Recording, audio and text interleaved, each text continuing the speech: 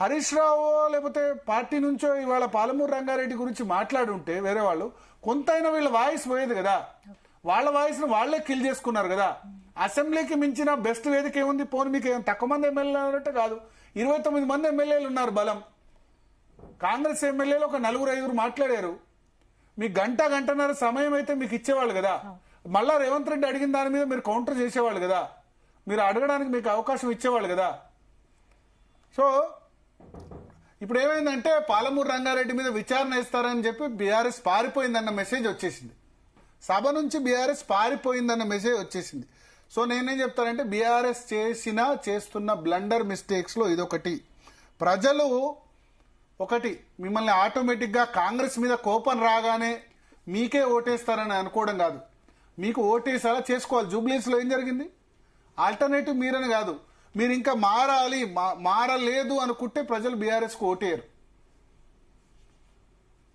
చంద్రబాబు నాయుడు రాజశేఖర రెడ్డి చేతిలో 10 సంవత్సరాలు ఓడిపోయినప్పుడు ఆయన ఏం చెప్పాడు? నేను మారానని 10 సార్లు ప్రకటించుకున్నాడు.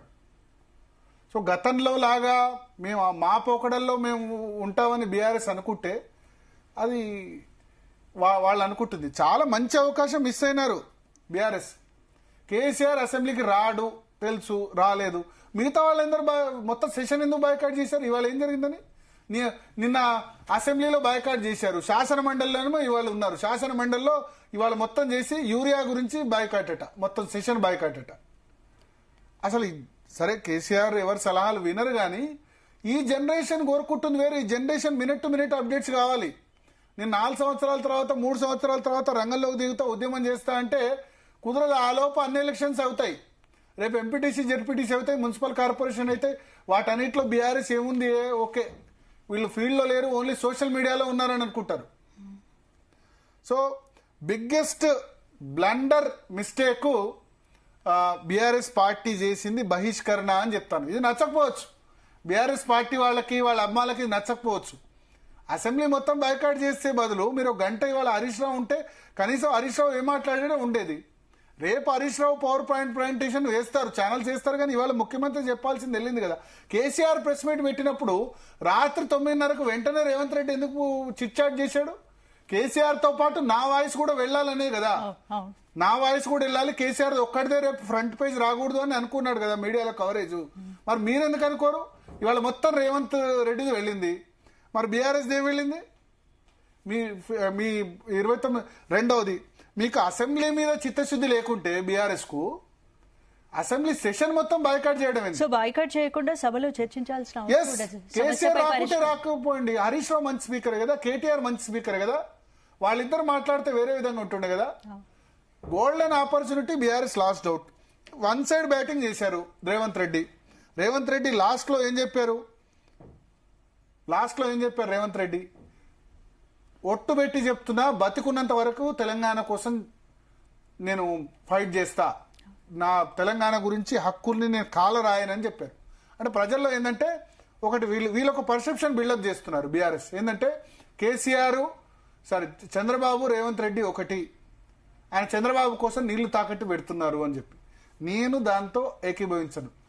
రేవంత్ రెడ్డి తన సొంత జిల్లా పాలమూరుకు ఏదో ఒకటి చేసి చరిత్రలో నిలిచిపోవాలనుకుంటారు.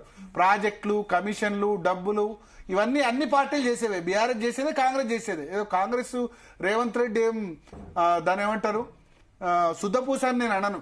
ఈ కమిషన్లు, కాంట్రాక్టులు, డబ్బులు రాజకీయాల్లో రేపు ఎన్నికలు గెలవాలంటే ఖచ్చితంగా కావాలి. కొడంగల్, నారాయణపేట ఈ స్కీములు ఇవన్నీ. కానీ అల్టిమేట్ గా ఏంటంటే తన ప్రజలకి, తన సొంత జిల్లా ప్రజలకి ఏదో ఒకటి చేశానని చూపించుకుంటారు అంతే తప్ప నీళ్ళని తీసుకుపోయి మొత్తం చంద్రబాబుకు తాకట్టు పెడతారు రేవంత్ రెడ్డి అంటే నేను ఒప్పుకోను. సో ఇవాళ ఆయన ఏం చెప్పారు?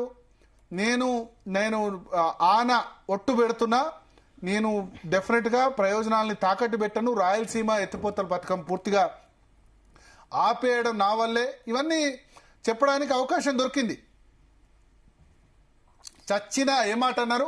చచ్చినా తెలంగాణ కోసం చస్తా, బ్రతికినా తెలంగాణ కోసం బ్రతుకుతా, ప్రాణం ఉన్నంత వరకు తెలంగాణ ప్రజల ప్రయోజనాల కోసం పనిచేస్తా, తెలంగాణ ప్రజలకు మేలు చేయాలన్నదే నా ఆలోచన, దేవుడి మీద ఆన, నేనున్నంత కాలం తెలంగాణ ప్రజల హక్కులకు భంగం కలగనివా అన్నారు. సో సో రాష్ట్రానికి ఇప్పుడు ఏముంది అంటే అంతకుముందు ఇమేజ్ ఏముండే, సరే రేవంత్ రెడ్డి తెలంగాణకు వ్యతిరేకం, సమైక్యవాది, రైఫిల్ రెడ్డి, ఇట్లా బుడ్డర్ ఖాను, ఇవన్నీ మాటలు బీఆర్ఎస్ వాళ్ళు అన్నారు.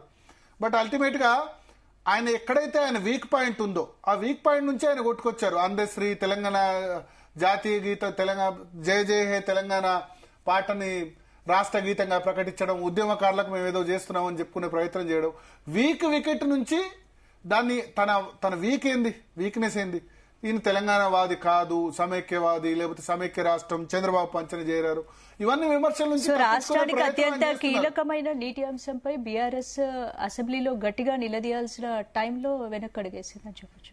ఎస్, అందుకని నేను చెప్తున్నా బీఆర్ఎస్ వెనకడుగు వేయడం అన్నది బ్లండర్ మిస్టేక్. కేసీఆర్ గొప్ప రాజనీతిజ్ఞుడు కాదనిలేము, కానీ అన్ని సందర్భాల్లో ఆయనే కరెక్ట్ కాదు. ఆయనే కరెక్ట్ అయి ఉంటే మొన్న ఎలక్షన్ ఓడిపోయే వాళ్ళు కాదు కదా. మొన్న ఎమ్మెల్యేలకు 35 టికెట్లు మార్చమంటే హరీష్ రావు, కేటీఆర్ చెప్తే విన్నాడా కేసీఆర్? మార్చుంటే ఇవాళ ఈ కాంగ్రెస్ ప్రభుత్వం వచ్చేదా? తర్వాత నువ్వు ఓడిపోతున్నావు అంటే నమ్మాడా? బీఆర్ఎస్ పార్టీ పెట్టాడు, కానీ ఓడిపోతున్నావు అని ఆయనకు 10 రోజుల ముందో 15 రోజుల ముందో తెలిసింది. ఇప్పుడు చేసింది కూడా తప్పే. సెషన్ మొత్తం బహిష్కరించడం ఎందుకు? సెషన్ మొత్తం బహిష్కరించడం వల్ల ఇక్కడ వన్ సైడ్ బ్యాటింగ్ వల్ల ఏం జరిగింది? ఇవాళ రాత్రి అందరు చూడలేదా? అదే బీఆర్ఎస్ టీం ఉంటే కేటీఆర్ కౌంటర్ చేస్తుంటే వేరే విధంగా ఉండేది కదా. రేవంత్ రెడ్డిని బాగా మాట్లాడతాడు కదా కేటీఆర్, బాగా మాట్లాడతాడు కదా హరీష్ రావు. వాళ్ళు ఉన్నప్పుడు సభలో వాళ్ళ సైడ్ వెర్షన్ కూడా వెళ్ళింది కదా. ఇప్పుడు వన్ సైడ్ వెర్షన్ వెళ్ళింది. రేపు పవర్ పాయింట్ ప్రజెంటేషన్ పెడతారట, ఇస్తారు. ఏదో ఛానల్స్ ఏదో వాళ్ళు ఏదో మాట్లాడితే వీళ్ళేదో ఇస్తారు. ఇవాళ మధ్యాహ్నం ఉత్తమ్ కుమార్ రెడ్డి కూడా పవర్ పాయింట్ ప్రజెంటేషన్ ఇచ్చాడు. దానికి ఎక్కువందా రాత్రి మాట్లాడిన రేవంత్ రెడ్డి దానికి వ్యూవర్షిప్ ఎక్కువందా? అంటే అసెంబ్లీలో స్టార్ట్ చేసింది చర్చ మీరు, ముగించింది రేవంత్ రెడ్డి. అవకాశం ఇచ్చింది ఎవరు? స్టార్ట్ చేసింది రేవంత్ రెడ్డి, ముగించిందేమో స్టార్ట్ చేసింది కేసీఆర్, ముగించిందేమో రేవంత్ రెడ్డి. అవకాశం అసెంబ్లీలో ప్రశ్నలు అడగకుండా బయట విమర్శలు చేయడం కరెక్ట్ కాదు. అసెంబ్లీలో నిలదీయాల్సిన టైంలో నిలదీస్తే బాగుంటది. సో ఇంకో 2-3 మాటలు అన్నారు. చిన్నోడినైనా దేవుడి దయతో నాకు గొప్ప అవకాశం వచ్చింది, చిన్న తప్పు కూడా చేయను, తోలు తీస్తా అన్నోడి 4 కోసేస్తా అన్నారు.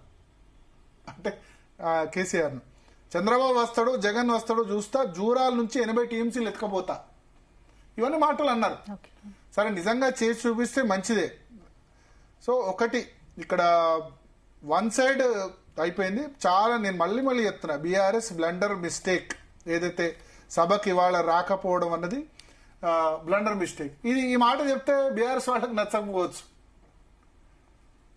ఎందుకంటే సైకో ఫ్యాన్సీ అన్నది ఉంటే గనక ఏ రాజకీయ పార్టీ బాగుపడదు. తప్పును తప్పులాగా యాక్సెప్ట్ చేయాలి. యాక్సెప్ట్ చేయకపోతే తెలుసు. గొప్ప రాజనీతిజ్ఞుడు కేసీఆర్ కావచ్చు, కానీ ఆయన కూడా ఆయన ఫీడ్బ్యాక్ బీఆర్ఎస్ పాలనలో చేసిన ప్రాజెక్టులపై సందేహాల వల్ల ఈ అంశాన్ని ఏమైనా దూరం పెట్టారనుకోవచ్చు.